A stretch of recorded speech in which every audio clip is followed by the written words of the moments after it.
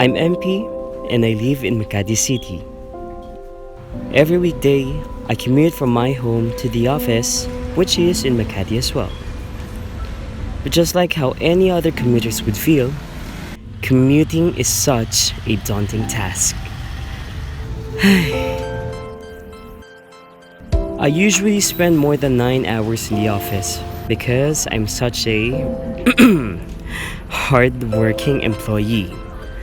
But because I focus too much at my work, I sometimes end up feeling detached from the rest of the world. And I'm pretty sure that the commute back to home is going to be another awful experience. That is why I do something to free me from that burden. And that is, I walk.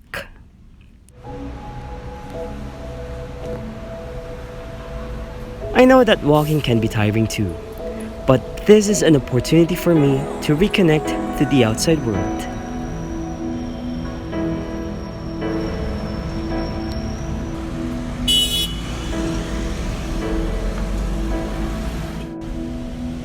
I walk para marinig ang pagdaan ng mga sasakyan,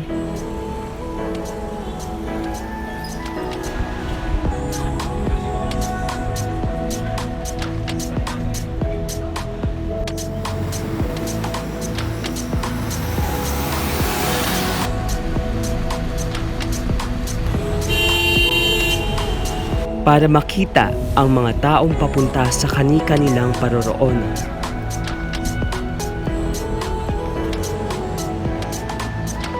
You never know, during your walk, you might see that one special thing that would make you smile.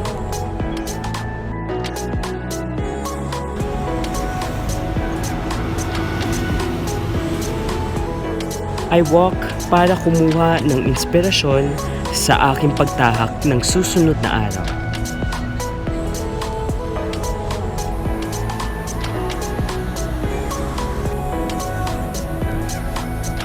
I walk para maramdaman ang natural na simoy ng hangin.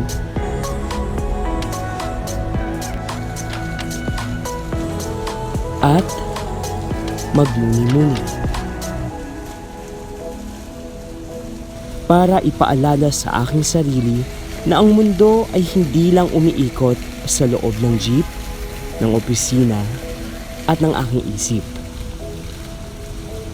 Dahil napakalawak ng mundo sa labas.